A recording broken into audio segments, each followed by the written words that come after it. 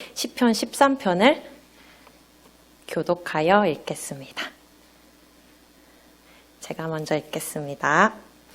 여호와여, 어느 때까지이니까 나를 영원히 잊으셨나이까? 주의 얼굴을 나에게서 어느 때까지 숨기시겠나이까?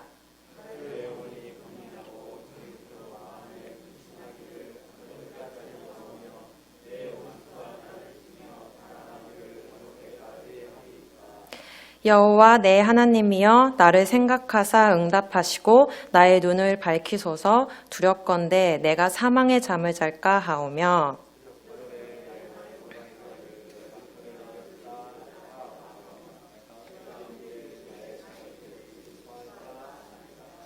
나는 오직 주의 사랑을 의지하였사오니 나의 마음은 주의 구원을 기뻐하리이다. 내가 여호와를 찬송하리니 이는 주께서 내게 은덕을 베푸심이로다. 아멘.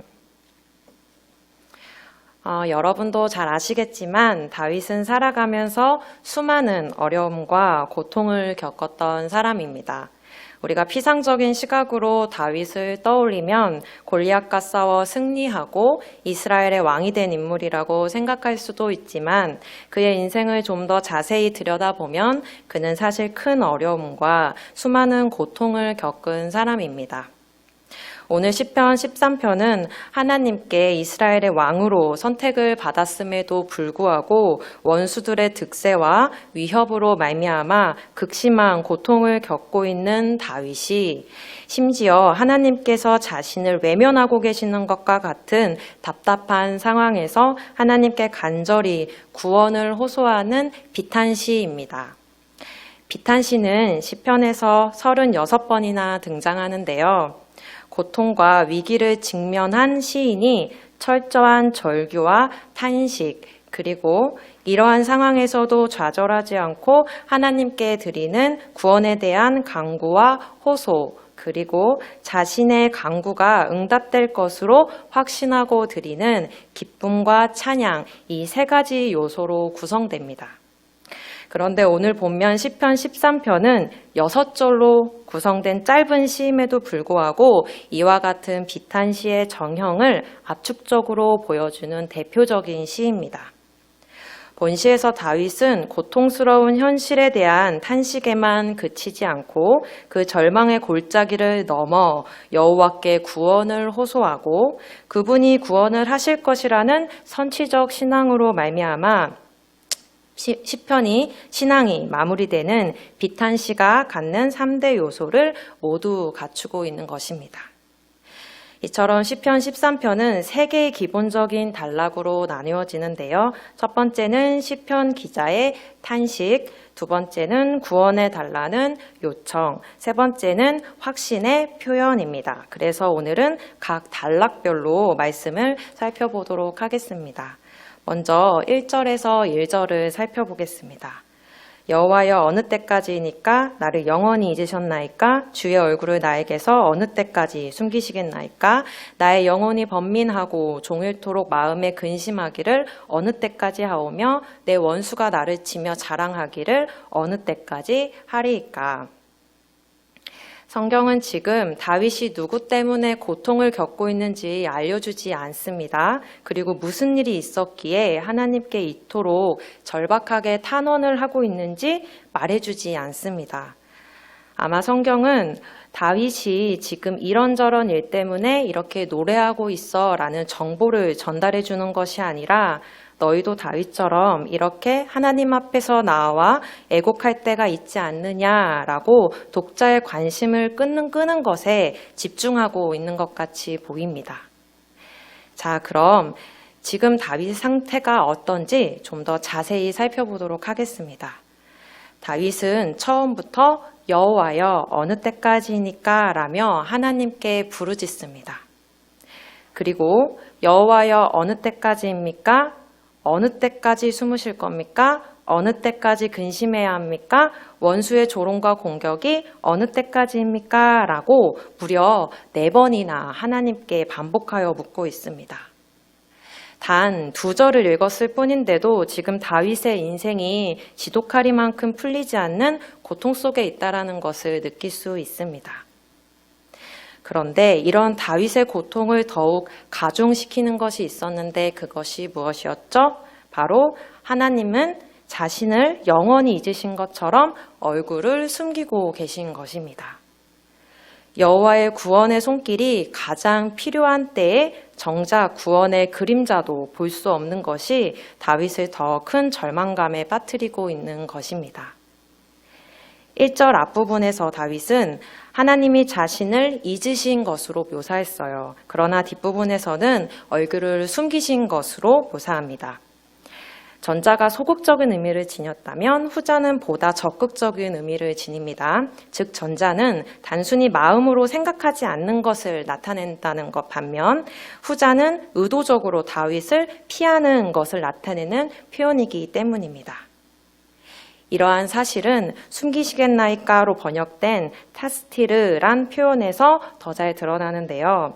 이는 숨어 피하다란 의미의 동사 사타르의 사역 미완료형입니다.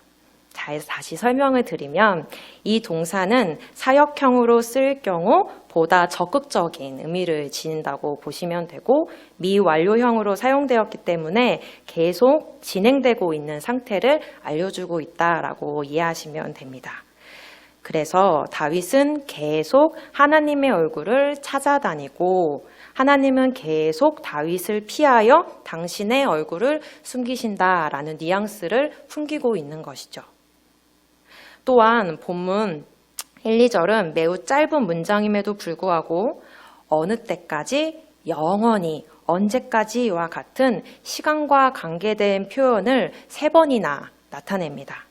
이 표현에는 지금까지도 이렇게 어렵게 버텨왔는데 앞으로 얼마나 더 이 고통을 참아야 하는지, 언제까지 내가 기다려야 하는지, 언제 나를 구원해 주실 건지에 대한 답답한 심정이 나타난다고 볼 수 있습니다.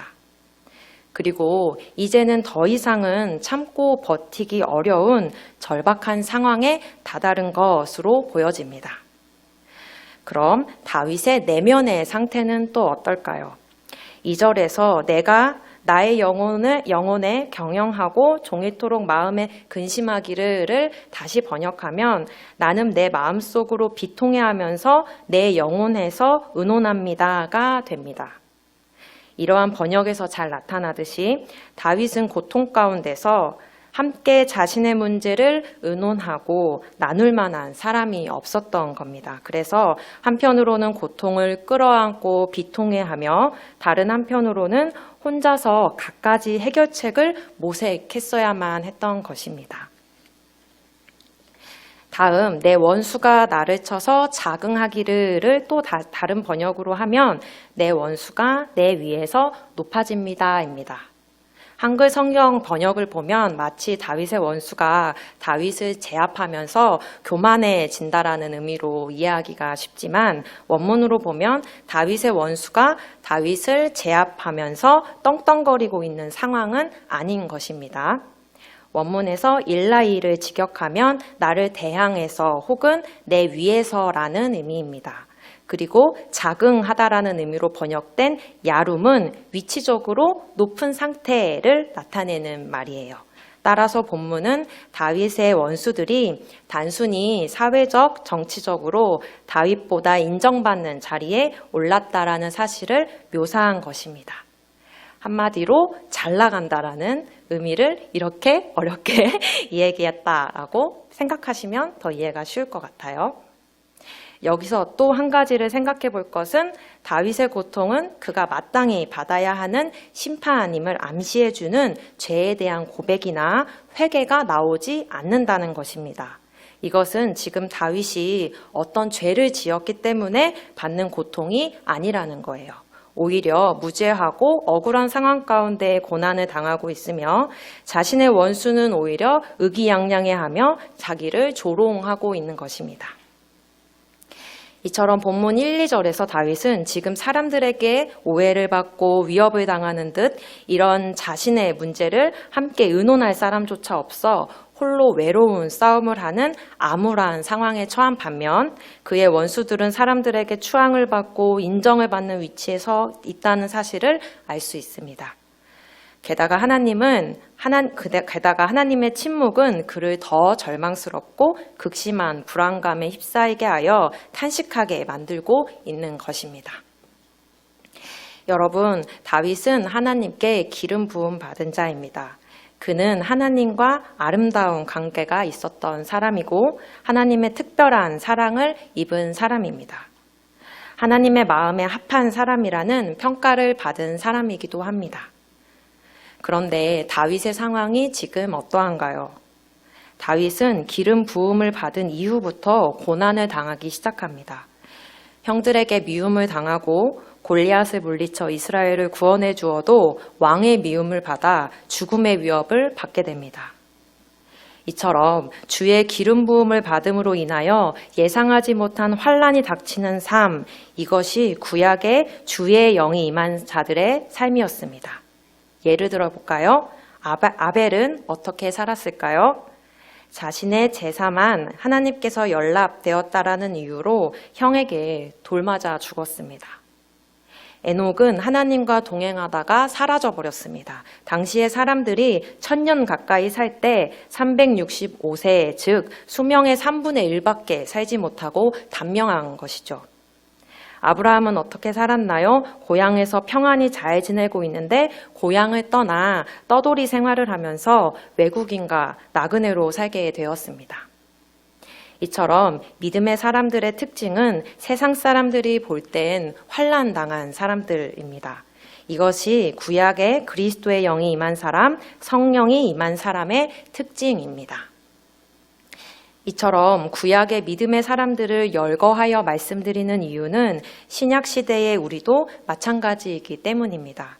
우리들은 예수님을 믿고 우리들의 삶이 형통해지기를 소원하지만 오히려 우리들의 삶은 불통하기만 합니다. 예수님을 믿으면 그때부터 우리가 원하지 않는 길, 세상에서 볼 땐 환난의 길로 가게 됩니다. 우리는 이제 내가 성령의 임재하심으로 말미암아 예수님을 믿고 구원을 받았으니 내가 생각하기에 좋은 방법, 또 세상에서 보기에도 좋은 모습으로 우리를 이끌어 주실 것을 기대합니다. 하지만 하나님께서 우리가 전혀 상상하지 못한 방법으로 또 원하지 않는 길로 우리를 이끄실 때 우리는 당황합니다.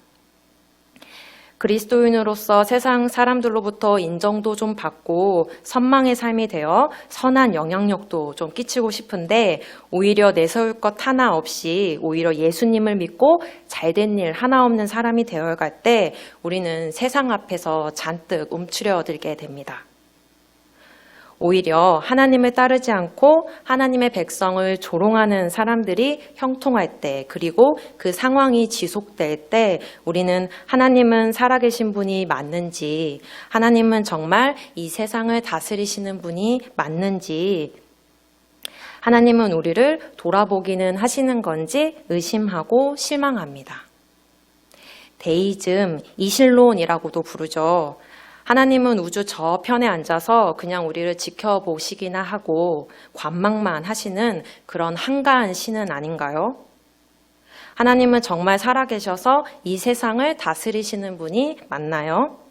우리에게 관심은 있으신가요? 라고 되묻게 되는 거죠. 마치 본문의 다윗이 지금의 우리와 같고 지금의 우리가 마치 다윗처럼 보이는 것이죠. 3, 4절을 다 함께 읽겠습니다. 시작. 여호와 내 하나님이여 나를 생각하사 응답하시고 나의 눈을 밝히소서. 두렵건대 내가 사망의 잠을 잘까 하오며 두렵건대 나의 원수가 이르기를 내가 그를 이겼다 할까 하오며 내가 흔들릴 때에 나의 대적들이 기뻐할까 하나이다. 3, 4절에서 다윗은 간구와 호소로서 하나님께 구원을 요청하고 있습니다. 이제 다윗은 모든 걸 내려놓고 하나님께 매달립니다. 채통이나 체면을 차리지 않고 겉으로 보기에 미성숙해 보일 만큼 하나님 앞에 솔직하게 자신이 두려워하는 것을 쏟아냅니다. 이제 더 이상 가식과 위선을 떨지 않고 하나님께 간절한 호소로서 자신을 구원해달라고 간구하고 있는 거예요. 1절부터 4절까지 다윗의 시편을 보면서 저는 하나님은 의도적으로 다윗을 여기까지 이끌고 오신 것 같이 보였습니다. 그리고 이제 더 이상 하나님 앞에서 위선과 가식은 통하지 않는 것을 알려주시려는 것 같아 보였어요. 그렇게 다윗 안에 쌓아둔 견고한 종교적인 위선들이 철저하게 무너지는 것을 보았고 또 하나님께서 무너뜨리시는 것을 보았습니다. 우리들도 마찬가지입니다. 주 예수 그리스도를 통해 하나님과 아버지의 관계가 회복되었다면 그분의 보좌 앞에 나아가 못할 말은 없습니다. 우리는 오늘의 다윗처럼 솔직해져야 합니다. 우리가 가지고 있는 고통, 불만, 의문, 의심, 불안, 절망, 부끄러움, 수치까지도 하나님 앞에 토로할 수 있어야 합니다. 그리고 하나님께서는 그 관계를 절대 놓치지 않으시려는 듯 고통 속에 울부짖는 우리들을 하나님 앞에 나아가려는 자리로 우리를 이끌고 계신 겁니다. 언제나 제가 기도를 부탁드리면 그 자리에서 기도문 없이 술술 기도를 하는 권사님이 계셨어요. 그래서 제가 권사님께 여쭙습니다. 권사님은 어떻게 그렇게 기도를 잘하세요? 그러자 권사님이 말씀하셨어요. 잘하긴요. 그냥 저는 하나님 앞에 숨김없이 이야기해요. 기쁠 땐 기쁘다고 신이 나서 종알대고 억울할 땐 억울하다고 하소연도 하고 슬플 땐 슬프다고 울고 행복하면 행복하다고 찬양도 해요. 그렇게 일을 할 때나 설거지를 할 때나 잠에 들 때나 하나님이랑 얘기해요. 그리고 그게 너무 좋아요. 그렇게 기도하고 나면 내 마음이 편해져요. 라고 행복한 아이의 얼굴을 하시면서 저에게 이야기해 주셨어요. 저는 그 말씀을 듣고 저는 기도란 이런 것이구나 라고 생각했습니다. 하나님과 대화를 나누는 것, 하나님 앞에 어린아이와 같이 숨김없이 모든 것을 털어놓을 만큼 하나님을 신뢰하고 관계 맺는 것 말입니다. 그리고 오늘은 우리가 그 대화에 좀 더 집중하기 위해 같이 시간과 장소를 정해두고 기도하는 것입니다. 다윗도 지금 하나님께 굉장히 솔직하고 정직하게 자신이 처한 상황과 상태를 이야기합니다. 마치 어린아이와 같이 말이죠. 다 같이 마태복음 18장 1절에서 4절을 함께 읽겠습니다. 시작! 그때에 제자들이 예수께 나와 이르되 천국에서는 누가 크니이까? 예수께서 한 어린아이를 불러 그들 가운데 세우시고 이르시되 진실로 너희에게 이르노니 너희가 돌이켜 어린아이들과 같이 되지 아니하면 결단코 천국에 들어가지 못하리라. 그러므로 누구든지 이 어린아이와 같이 자기를 낮추는 사람이 천국에서 큰 자니라. 천국에서 큰 자는 누구인가요? 어린아이와 같은 자들입니다.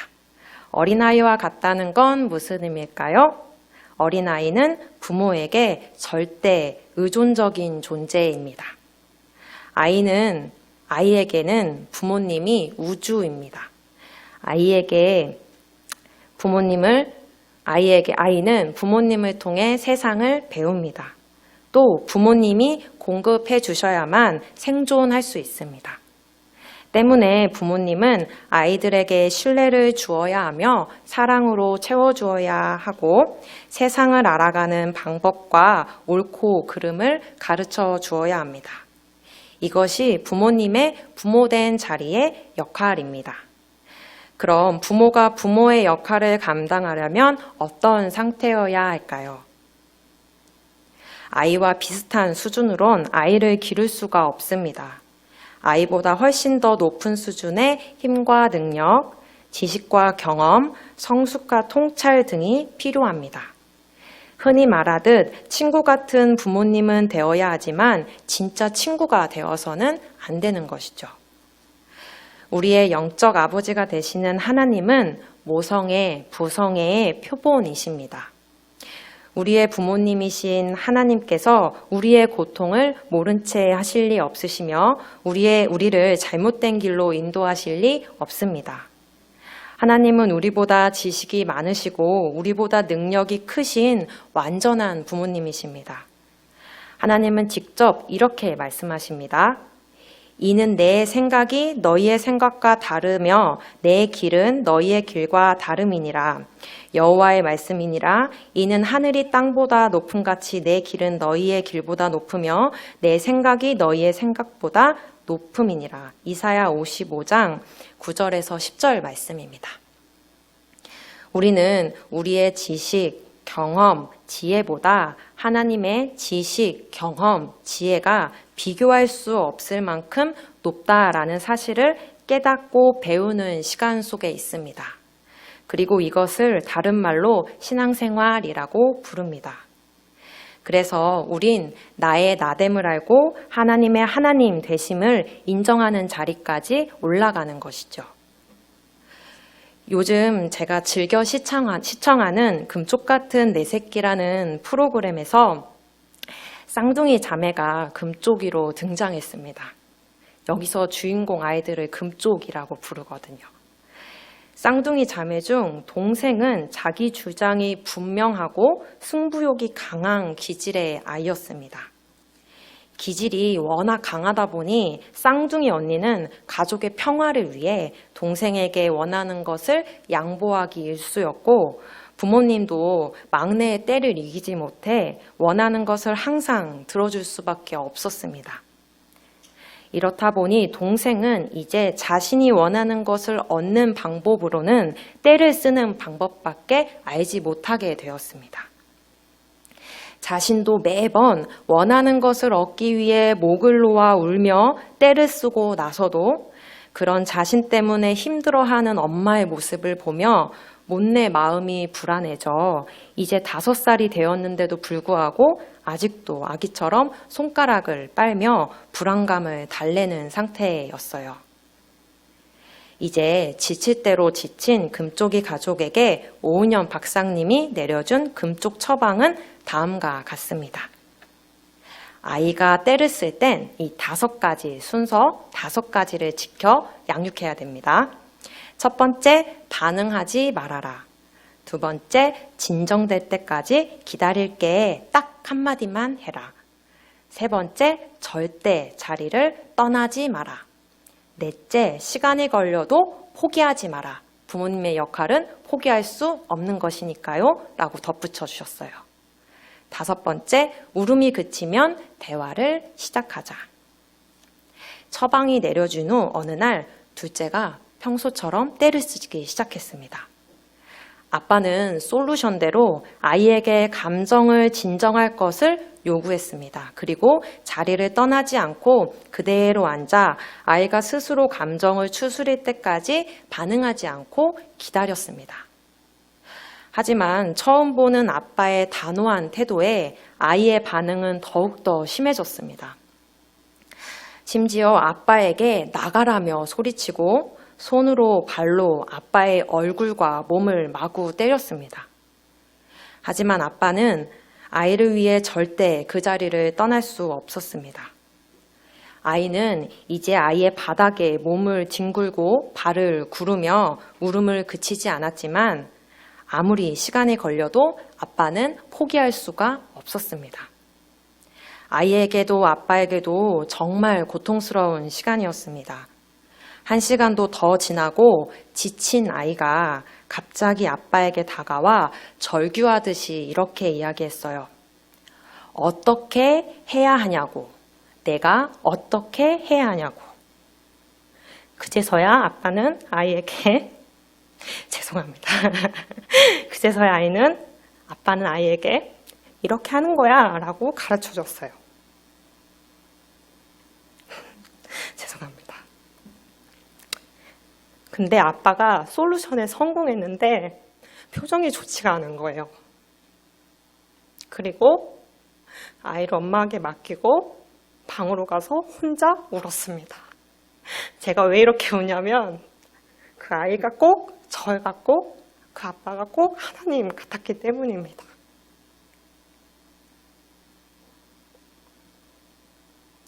하나님은 우리의 고통과 괴로움을 무시하지 않습니다.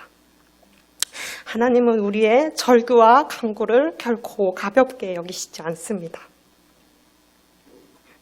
하나님은 우리의 괴로움을 보시고 우리보다 더 괴로워하십니다. 그럼에도 불구하고 하나님은 우리가 아직 알지 못하는 것을 알려주시기 위해 침묵으로 참고 기다리십니다.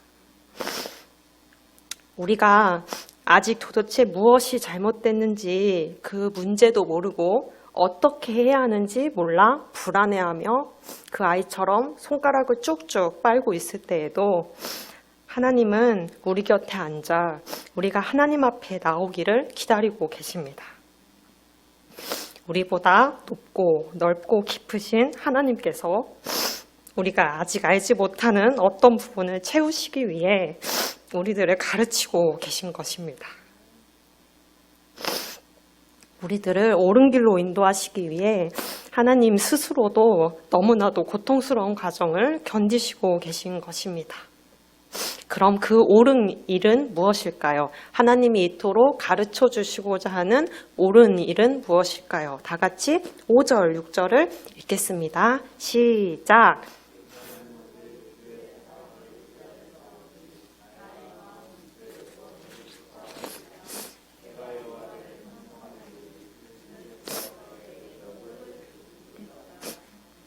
이 시에서 다윗은 어느 때까지니까 라고 절망적인 물음을 가지고 하나님 앞에 나아갔다가 희망과 확신의 말로 끝을 맺습니다. 다윗은 절망과 고통에 빠져나와 구원의 확신으로 인한 기쁨의 찬양으로 본시를 마치고 있는데요. 이 사이에 다윗에게는 어떤 일이 있었을까요? 고통과 절망에서 기쁨과 찬양으로 넘어가는 길목엔 바로 주의 사랑이 있었습니다. 여기서 다윗이 말하는 주의 사랑은 원문으로 헤세드라고 부릅니다. 헤세드는 당신의 백성을 향한 하나님의 변함없는 언약적 사랑입니다. 지금 다윗이 위로받고 있는 하나님의 사랑은 극심한 고통을 면피하고자 하는 허무맹랑한 핑곗거리가 아닙니다. 이것은 심신이 미약한 사람이 종교라는 허상과 심리적 위안에 빠지는 자기 위안도 아닙니다. 이것은 절대로 변하지 않는 하나님의 언약적 사랑입니다. 자신의 아들 예수 그리스도를 우리들에게 보내주시고 십자가에서 계속하여 주시기까지 우리에 대한 언약을 확증시켜 주신 완전한 사랑, 신실한 사랑, 바로 헤세드의 사랑인 것이죠. 지금 견디기 힘든 고통과 절망 속에 계신 분들이 계실까요? 지금 겪는 고통은 예수 그리스도의 이름으로 모인 모든 성도가 겪는 그리고 겪게 될 고통이라고 말씀드리면 조금 위안이 되실지도 모르겠습니다. 우린 하나님의 백성임에도 불구하고 어쩌면 하나님을 믿기 전보다 더 고통스럽고 절망스러운 상황에 빠질 수도 그리고 빠지기도 합니다. 이러한 상황이 이해되지 않고 하나님이 원망스러울 때도 많습니다. 하지만 시험받지 않는 믿음은 신뢰할 수 없는 것입니다. 라고 이야기한 에이드리언 로저스의 말처럼 이 고통의 과정이 궁극적으로 우리를 위한 하나님의 사랑의 가르침이라는 사실을 신뢰할 때 우리는 보다 수월하게 이 시기를 이겨낼 수 있을 것입니다. 그리고 우리의 영혼의 시간을 계획하시고 준비하시는 하나님에게 지금 우리의 고난은 아주 짧고 잠깐의 순간일지도 모르겠습니다.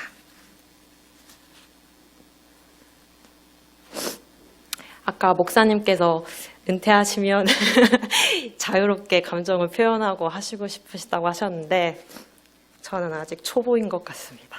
죄송합니다.